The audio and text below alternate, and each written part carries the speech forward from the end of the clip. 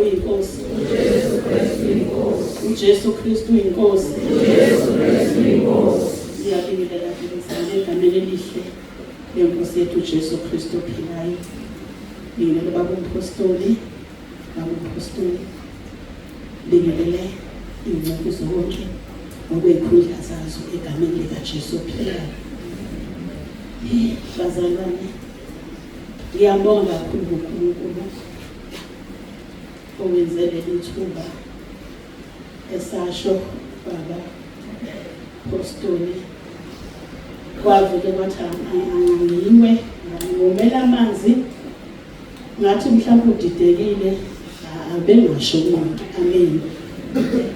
Ayingathi noma ngithi ngizama ukuyiphenya le ndaba ukuthi ikimi kahle yini, kwakhomba ukuthi khona impela ikimi. Amen.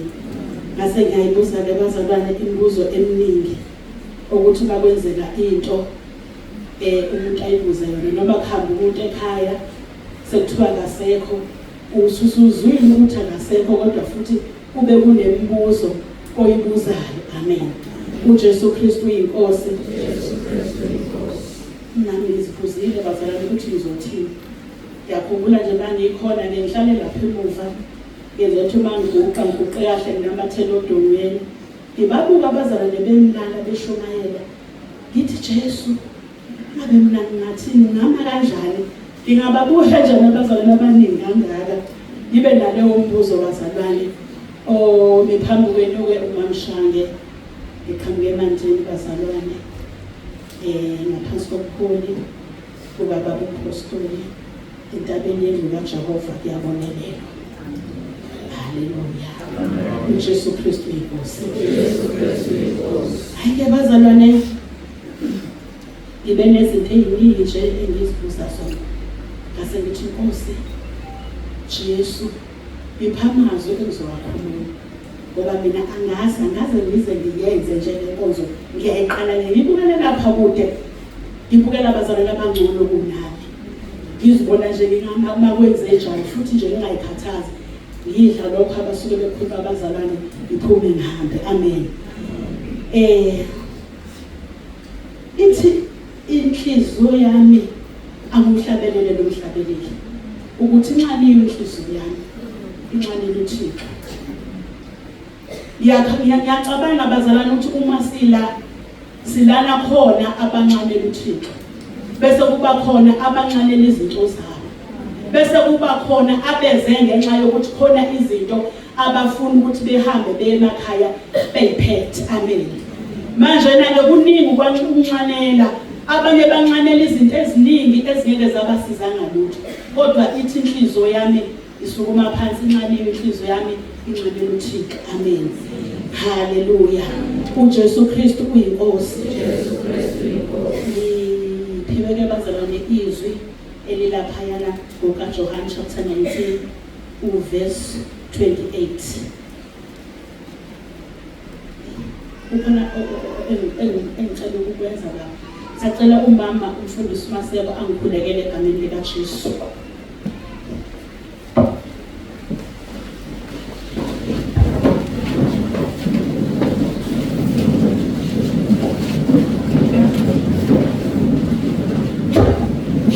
Baba wethu ongcwele, uNkulunkulu wethu onamandla onke, uNkulunkulu wethu ophakeme olidwala, oyinqaba yethu, uNkulunkulu wethu ongumbhoshongo ophakemeyo, uNkulunkulu wethu umpheme wokuphephela, uNkulunkulu wethu isihlangu sethu, siphambi kwakho nangalesi sikhathi, nangumntwana wakho uNkulunkulu wethu ongcwele, umuno omkhombile ungowakho uqobo, imanaye uNkulunkulu wethu kukho konke abasokukhuluma, angakhulumi lutho lwakhe, kodwa akhulume lokhu okuvela kuwe, lokhu uNkulunkulu wethu ongcwele ohleli ukuthi namhlanje nangalesi sikhathi thina esiyizimvu zakho sikudle, ukuze sihambe siphile, singabe sisoma. uNkulunkulu wethu kugobhoza amanzi eziswini zethu sizohamba. uNkulunkulu wethu ongcwele siqondile endleleni, udumo lonke lungolwakho namanje kuyoze kube sekupheleni. uJesu Kristu uyinkosi. Amen. Ngiyabonga kakhulu bamfundisi uMasele egameni likaJesu. Okusithoba abazali bokukhulu sengiyafunda-ke bazalwane. OkaJohane chapter 19 verse 28. Uthi emva kwalokho uJesu ekwazi ukuthi konke sekuphelelisiwe ukuba umbhalo ugcwaliseke. Wathi ngomile. Amen. Wathi bazalwane, wathi ngomile. Ngiyabheka-ke uma uyifunda le ndaba ehluphekele kaJesu. Ziningi igameko ayesedlule kuzo. Akuqali la ethi khona baba bathethelele. Uqala ngesikhathi esahlelelwa, esakhela uzunge, kwenziwa konke, eyothetha icala, uthola akanacala, kodwa kwabonakala ukuthi ngenxa yokuthi khona into ethile, injongo ethile uNkulunkulu ayefuna ukuyenza ngendodana yakhe. Amen. Siyabuka ukuthi kukho konke lokho okumehlele. Khona wayengabe sedivaphile, athi hayi mina ngisaqhubeki. Kodwa manje ngenxa yokuthi lapha yana kuMathewu mangaphosisa chapter 1 angisakhumbula ukuthi uverse 5. Kuthiwa uJesu elungiselela ukuthi kufanele azame. Lithi izwi kaNkulunkulu kwabonakala ukuthi mase kwenzekile konke kwasekuthiwa uzoqanja igama kuthiwe uJesu. Ngoba nguyena ozokhulula abantu ezolweni, ozosindisa abantu ezolweni. Kwakupheleliswa bazalwane isiprofeto sokuthi kunjani bazalwane kuzokwenzeka. Amen.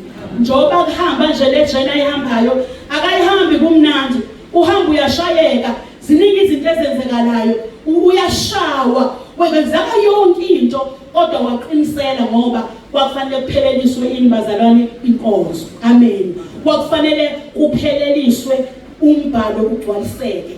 Wathi ngomile. Abantu-ke bangacabanga okuningi, kodwa mina uNkulunkulu khona okuthile akwambulile ukuthi ukoma bazalwane kuhlukahlukene.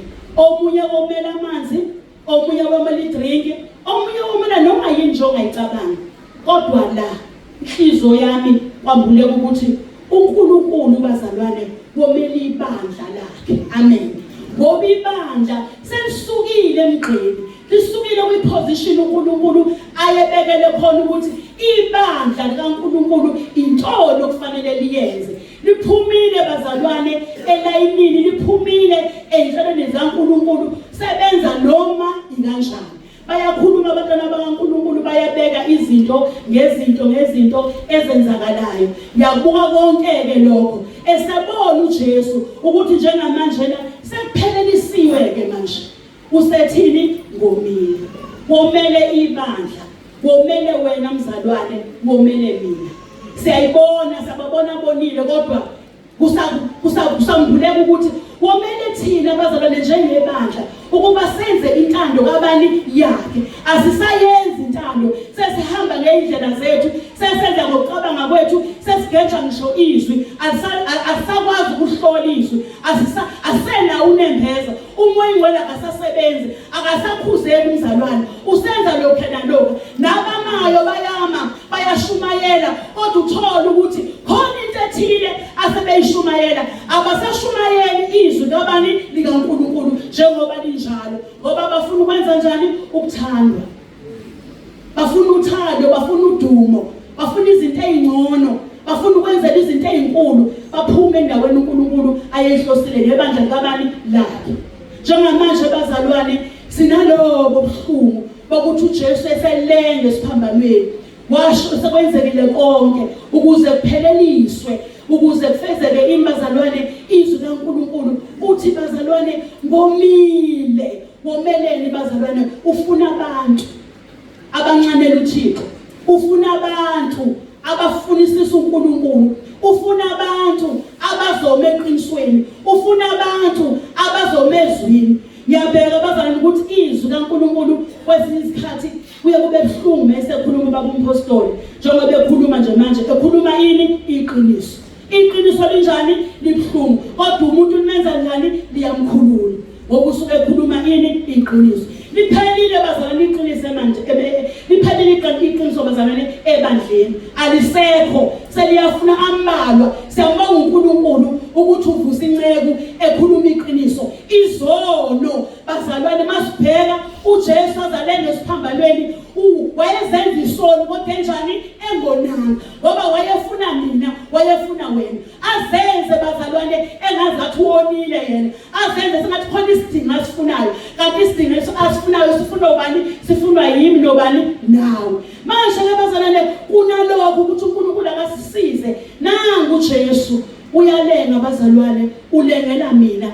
Ushayiwe, washayelwa mina, wathwala ihlazo, wathukwa, wenza yonke into. Omunye wayengabe sekhahlela athi ngeke kuze kwenze, kodwa uthi baba benze njani? Bathethelele. Usifundisa inkonzo yokuthi noma ngabe kuthiwa kwenzekani, kubiza ukuba senze njani? Sithethelele. Ngiyakhumbula ngelinye ilanga khuluma nobaba, khona into engangiyivuma.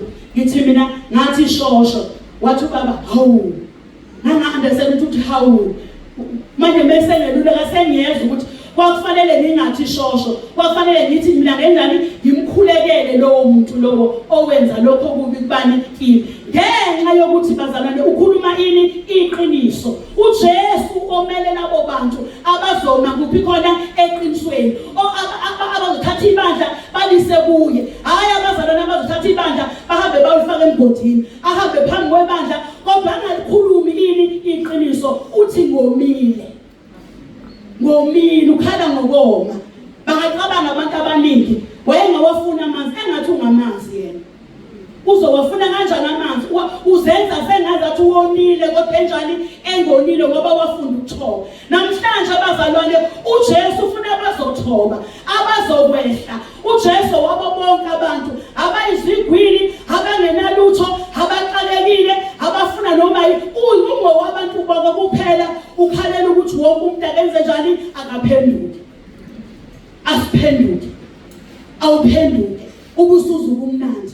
Uzibeka yena edinga isidingo, kanti isidingo sidingo ubani? Sidingwa yimi. Yingakho nje bazalwane enjani ethi ngomile. Isidingo kanjani bazalwane? Kusho kanjani lokho? Ngiyacabanga laphana owesifazane waseSamariya, lithi izwi kaNkulunkulu waficwa eyokha amanzi emthonjeni. Uthi uJesu awumphuzise, ukhomba ukuthi unjani? Womile. Uthi ufuna ukunikeza lona isidingo onenkinga, kodwa wenza sengazathi ubani? Uyena ofuna ini? Amanzi. Uzowafuna kanjani amanzi vele? Ngoba vele uyini? Ungamanzi onjani? Ophile. Isidingo somuntu asithatha uJesu sengazathi sikabani? Esakhe. Kanti usidingela ukuthi kusizakale wena. Nangempela bazalwane, yazi ukuthi bakuntombazane yakhuluma lokho nalokho. Njoba ngisho ngithi uthi makhuluma izwi umuntu abeke lokho nalokho, anganaki ukuthi yini isidingo sikaNkulunkulu ngami. Wayedinga ngekathi efuna amanzi usiza intombazane, kodwa intombazane nayinjani ayiboni, ngoba uhlala njalo uJesu ezenza eyisoni. Kungakho wazokwabethelwa, kungakho washawa wathukwa, wayenamandla okwenza konke, wayenganqaba athi hayi mina ngeke ngikwenziwe lokhu, vele ngonanga, kodwa ngenxa yami nawe womile. Ufuna abazobe esikhaleni bathi nje noma ngabe kuthiwa kwenzekani, thina simi kuphi khona esikhaleni shumela izwi kaNkulunkulu kuyisikhathi noma kungeziso, hayi umbambatha, hayi ukwenza kahle emndenini, hayi ukwenza kahle kubafundisi. Mana eqinisweni noma ngabe kuthiwa ungakanani kunawe, kodwa wena mana kuphi eqinisweni eliyini? Eliyizwi kaNkulunkulu. Ithi intombazana hayi ngeke asidelani khuluma into eyiningi. Wakhomba ukuthi uJesu uyasibona isidingo sakhe ukuthi lo kufanele aphenduke. Ngiyathanda ke bazalwane ukuthi uthi alawo mazwi ongaphuzisa wona noma lawo mazwi ongawaphuza ngeke uze kuqede ini? Ukoma. Unokuba uphele uzoqhubeka ulokhu kanjani? Uwaphuza. Hayi iqabeka intombazane abesethi uJesu kububuwazi. Amen. Ububuwazi ubuzovela kuJesu mzalwane wami, noma usukholwa umuntu omusha, akekho omunye ongasiza impilo yomuntu, uJesu kuphela. Uthi ububuwazi ukuthi uJesu omele wena, uJesu omele mina, uthatha isidingo yokusiza lo ufuna ukwenza njani? Ngingazathi uyelonile. Nangempela bazalwane, isizwe kaNkulunkulu wathi hayi yena unesipho lesivela kubani uNkulunkulu. Uma ke waphuza wakha amanzi uzokwenza uzokwenza njani bazalwane? Ungeke uyenze njani ombi? Uma usuze kuJesu ziyaphela izinto ngoba akekho umoya kuye. Uvela uthi inkosi ngiza kuwe. Athi beka ithemba lakho kuye. Athi ududuze ubani yena. Uyaduduza bazalwane. Une-comfort. Uma usuze kuye uza umthwalo usuka. uJesu womele nabo ukuthi abeze kuJesu. Ungabi nempakamo, ungayiboni ukuthi ungcono. Ungayiboni ukuthi hayi mina ngimi kahle. Uzele wena nomuma wakho kahle. Ngoba kona lapho kuma kwakho kahle uzogcina kufaka kuphi khona esihogweni. Kuyilokho bazalwane. Uthi khona la hamba khona athi okholwa yimi. Njengokusho kwani kwemphala. Athi kuyogobhoza imithombo. Kuyogobhoza imithombo. Ifuna bazalwane igobhoze. Ubonakala igobhoze izongena endlini kaNkulunkulu. Ubonakala ekhaya ngoba lo muntu uphethe ini amanzi okuphila izwi kabani likaNkulunkulu. Yilokho bazalwane iphumile ibandla endaweni uNkulunkulu alifuna likuyo. Lezi izinto ezingafanele othi uma uyeZulu uthola ukuthi hayi womile umele ulikhona lokho ukuthi zona ingcebo uqobolazo aziphenduke azikhuluma iqiniso noma ngabe kuthiwa imali khona noma ngabe kuthiwa imali ayikho kodwa zime kuphi khona eqinisweni ngoba lo mthombo leya mawufuthi mawusumphampoza uzathi Isaiah 48 athi lamanzi avela umpompoze awupompoze makampompoza ayaphuma ashone ngapha siyabona ubaba umpostoli ushonala aphuma ashone lapha ukhala amanzi yokufafaza amanzi uyawafafaza bayamkhitha abantu benza lokho nelokho kodwa yena unjani uyawafafaza womele lokho uJesu abazome esikhaleni bazalwane bashumela ivangeli kuyisikhathi noma kunesizo uthuka noma ungathuka womele lokho womele lokho